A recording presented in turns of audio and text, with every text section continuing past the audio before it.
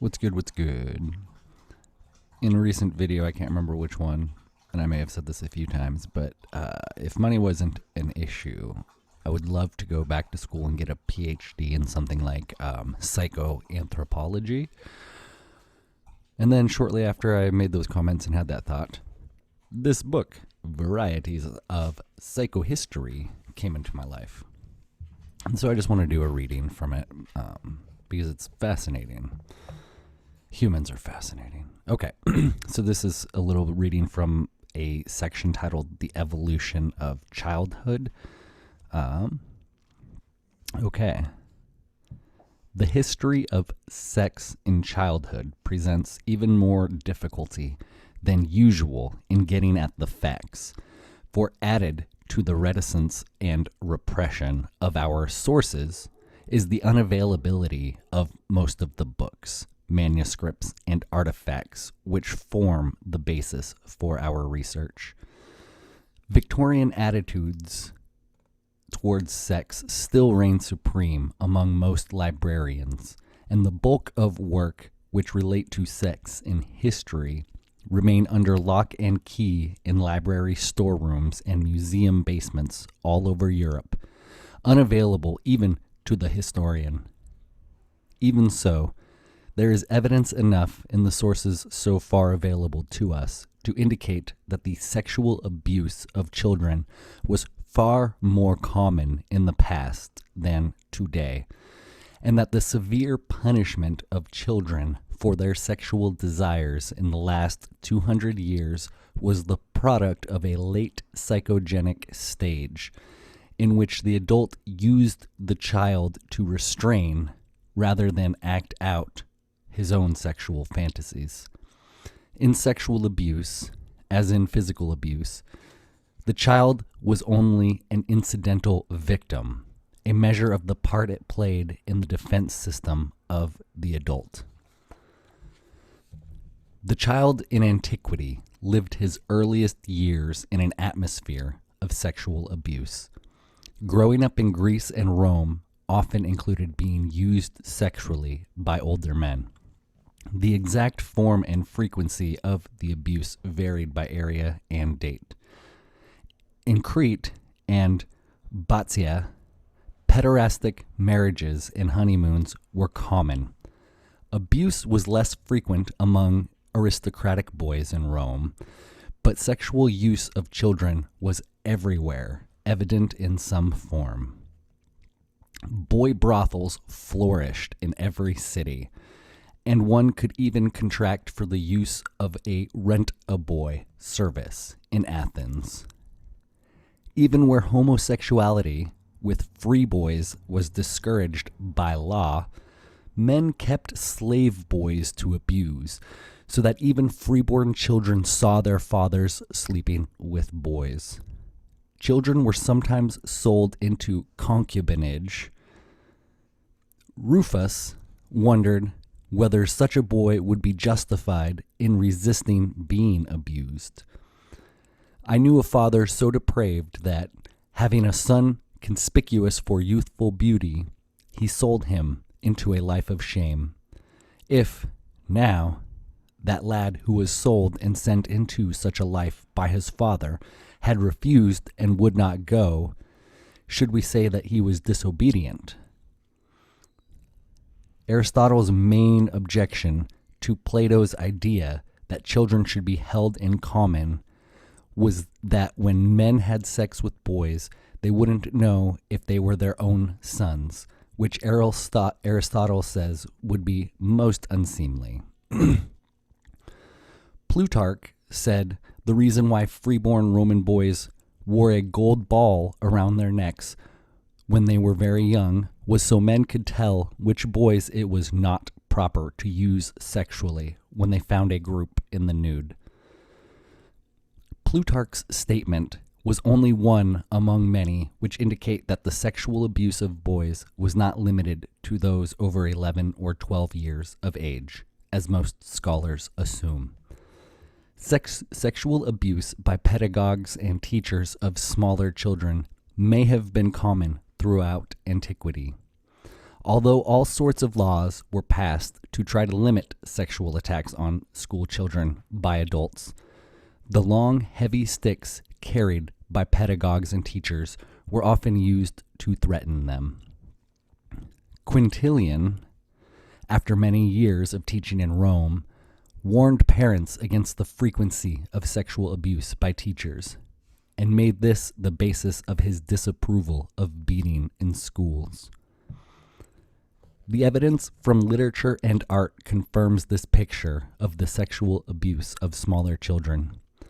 Petronius loves depicting adults feeling the immature little tool of boys, and his description of the rape of a 7-year-old girl with whom clapping in a long line around the bed suggests that women were not exempt from playing a role in the process. Aristotle said homosexuality often becomes habitual in those who are abused from childhood. It has been assumed that the small nude children seen on vases waiting on adults' erotic scenes are servants, but in the view of the usual role of noble children as waiters, we should consider the possibility that they may be children of the house. For, as Quintilian said about noble Roman children, we rejoice if they say something over free, and words which we should not tolerate from the lips even of an Alexandrian page are greeted with laughter and a kiss. They hear us use such words. They see our mistresses and minions. Every dinner party is loud with foul songs, and things are presented to their eyes of which we should blush to speak. Even the Jews, who tried to stamp out adult homosexuality with severe punishments, were more lenient in the case of young boys. Despite Moses' injunction against corrupting children, the penalty for sodomy with children over 9 years of age was death by stoning, but copulation with younger children was not considered a sexual act and was punishable only by a whipping, as a matter of public discipline. It must be remembered that widespread sexual abuse of children can only occur with at least the unconscious complicity of the child's parents. Children in the past were under the fullest control of their parents, who had to agree to give them over to their abusers. Plutarch muses on how important this decision was for fathers. I am loath to introduce the subject, loath too to turn away from it, whether we should permit the suitors of our boys to associate with them and pass their time with them, or whatever the opposite policy of excluding them and shooing them away from intimacy with our boys is correct.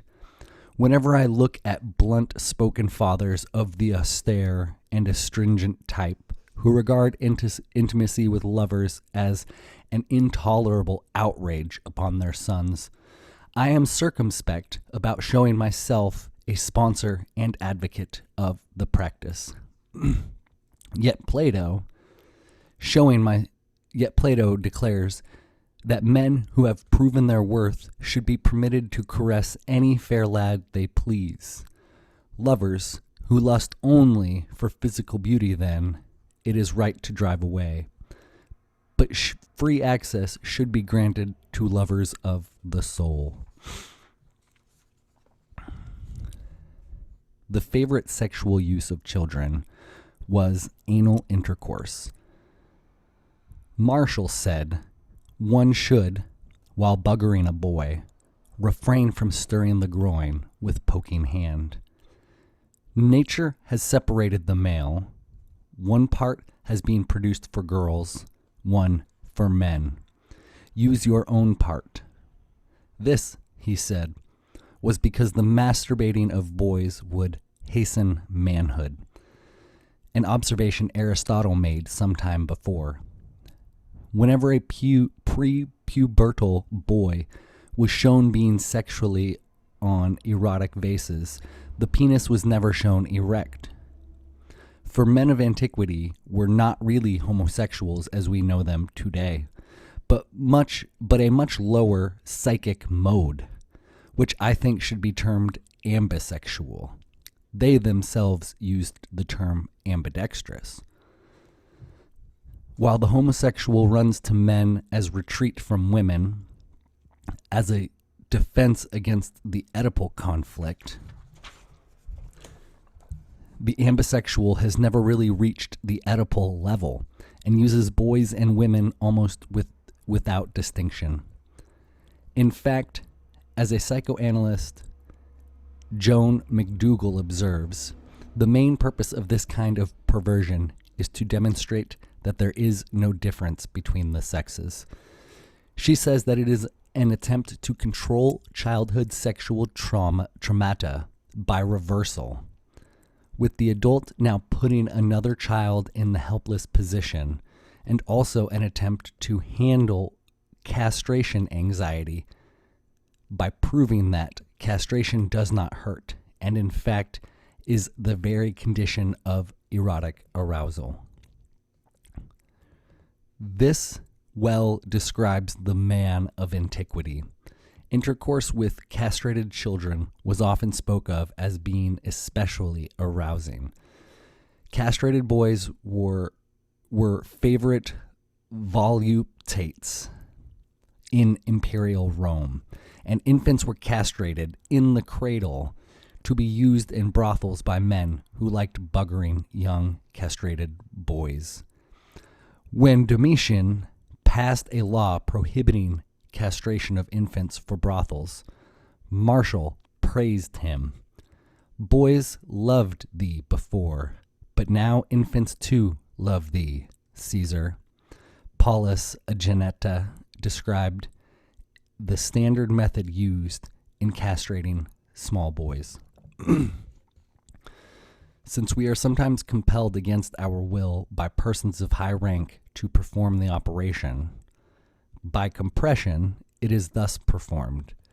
Children, still of a tender age, are placed in a vessel of hot water, and then, when the parts are softened in the bath, the testicles are to be squeezed with the fingertips until they disappear. The alternative, he said, was to put them on a bench and cut their testicles out. Many doctors of antiquity mentioned the operation, and Juvenal said they were often called upon to perform it. Christianity introduced a new concept into the discussion: childhood innocence. As Clement of Alexandria said, when Christ advised people to become as little children in order to enter heaven, one should not foolishly mistake his meaning. We are not little ones in the sense that we roll on the floor or crawl on the ground as snakes do. What Christ means was that people should become as uncontaminated as children, pure, without sexual knowledge. Christians throughout the Middle Ages began to stress the idea that children were totally innocent of all notions of pleasure and pain. A child has not tasted sensual pleasures and has no conception of the impulses of manhood. One becomes as a child in respect of anger, and is as the child in relation to his grief, so that sometimes he laughs and plays at the very time that his father or mother or brother is dead. Unfortunately, the idea that children are innocent and cannot be corrupted is a common defense by child molesters against admitting that their abuse is harming the child. So the medieval fiction that the child is innocent only makes our sources less revealing and proves nothing about what really went on. Abbot Guibert of Nogent said, children who were blessed to be without sexual thoughts or capacities, one wonders what he then was referring to when he confessed to the wickedness I did in childhood. Mostly, servants are blamed for abusing children. Even a washerwoman could work wickedness. Servants often show lewd tricks in the presence of children and corrupt the chief parts of infants. Nurses should not be young girls, for many such have aroused the fire of passion prematurely, as true accounts relate, and I venture to say experience proves. That some change in the sexual use of children was going on in the Renaissance can be seen not only in the rising number of moralists who warned against it. Jean Gerson, King Louis XIII's nurse, said it was the child's duty to prevent others from molesting him. But also in the part of the time.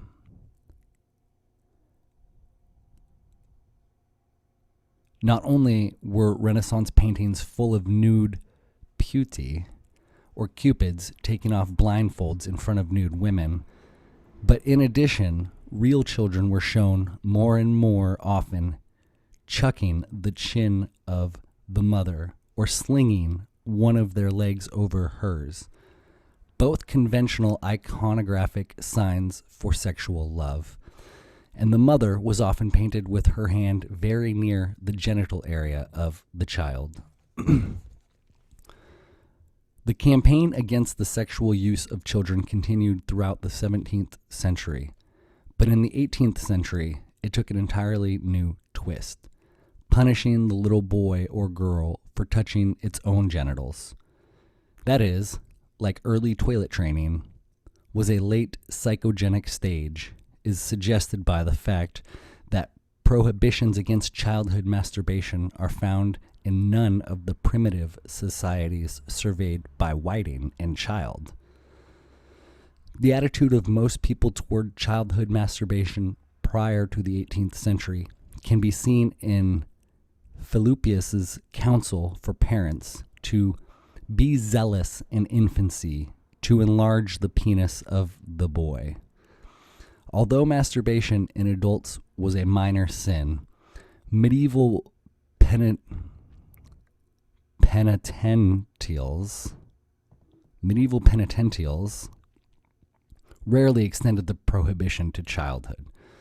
Adult homosexuality, not masturbation, was the main obsession of pre-modern sexual regulation. As late as the 15th century, Gerson complains how adults tell they had never heard that masturbation was sinful, and he instructs confessors to ask adults directly, "Friend, do you touch or do you rub your rod, as children have a habit of doing?" But it was not until the beginning of the 18th century, as a climax of the effort to bring child abuse under control, that parents began severely punishing their children for masturbating, and doctors began to spread the myth that it would cause insanity, epilepsy, blindness, and death. By the 19th century, this campaign reached an unbelievable frenzy. Doctors and parents sometimes appeared before the child armed with knives and scissors, threatening to cut off the child's genitals. Circumcision, clitorectomy, and infibulation were sometimes used as punishment, and all sorts of restraint devices, including plaster casts and cages with spikes, were prescribed. Circumcision became especially widespread, as one American child psychologist put it, "When a child of 2 rubs his nose and can't be still for a moment, only circumcision works." Another doctor, whose book was the Bible of many American 19th century home, recommended that little boys be closely watched for signs of masturbation, and brought into him for circumcision without anesthetic, which invariably cured them. Spitz's graphs on different advice given for masturbation, based on 559 volumes surveyed, show a peak in surgical intervention in 1850 to 1879, and in restraint devices in 1880 to 1904. By 1925, these methods had almost completely died out, after 2 centuries of brutal and totally unnecessary assault on children's genitals. Meanwhile, sexual use of children after the 18th century was far more widespread among servants and other adults and adolescents than among parents. Although when one reads of the number of parents who continued to let their children sleep with servants after previous servants had been found abusing them sexually, it is obvious that the conditions for child abuse still remained within the control of parents. Cardinal Burness, remembering being sexually molested as a child, warned parents that nothing is so dangerous for morals and perhaps for health as to leave children too long under the care of chambermaids, or even of young ladies brought up in the chateau. I will add that the best among them are not always the least dangerous. They dare with a child that which they would be ashamed to risk with a young man. A German doctor said nursemaids and servants carried out all sorts of sexual acts on children for fun. Even Freud said he was seduced by his nurse when he was 2. And Ferenczi and other analysts since his time have thought unwise Freud's decision in 1897 to consider most reports by patients of early sexual seductions as only fantasy. As psychoanalyst Robert Fleiss puts it, no one is ever made sick by his fantasies, and a large number of patients in analysis even today report using children sexually, although only Fleiss builds this fact into his psychoanalytic theory. When one learns that as late as 1900 there were still people who believed venereal disease could be cured by means of sexual intercourse with children, one begins to recognize the dimensions of the problem more fully. It goes without saying that the effects of the child in the past of such severe physical and sexual abuse as I have described were immense. I would here like to indicate only 2 effects on the growing child. One psychological and one physical. The first is the enormous number of nightmares and hallucinations by children, which I have found in the sources. Although written records by adults which indicate anything at all about a child's emotional life are rare at best, whenever discovered, they usually reveal recurring nightmares and even outright hallucinations. Since antiquity, pediatric literature regularly had sections on how to cure children's terrible dreams, and children were sometimes beaten for having nightmares. Children lay awake nights terrorized by imaginary ghosts, demons, a witch on the pillow, a large black dog under the bed, or a crooked finger crawling across the room. In addition, the history of witchcraft in the West is filled with reports of children's convulsive fits, loss of hearing or speech, loss of memory, hallucination of devils, confession of intercourse with devils, and accusations of witchcraft against adults, including their parents. And finally, even further back in the Middle Ages, we encounter children's dancing mania, children's crusades, and child pilgrimages, subjects which are simply too vast to discuss here. A final point I wish only to touch upon is the possibility that children in the past were actually retarded physically as a result of their poor care. Although swaddling by itself usually does not affect the physical development of primitive children, the combination of tight swaddling, neglect, and general abuse of children in the past seemed often to have produced what we now regard as retarded children. One index of this retardation is that while most children today begin to walk by 10 to 12 months, children in the past generally walked later. Holy cow. I've made comments in the past about how we are, as a society today, still a lot closer to our primitive roots than we are to our enlightened and evolved future. And I believe having an understanding of that place in time space of the human experience is important to help us evolve and grow, because something's building, just this pressure, these times are a cocoon point of sorts, and the butterfly of our beautiful future will emerge after some more darkness and hard conversations. But just some perspective. I think generational trauma is something we have to address as individuals and then bring forth that healing into the future. Just a lot of normalized unhealthy behavior, and we can do it. We can evolve and we can grow. Thank you for listening. Much love.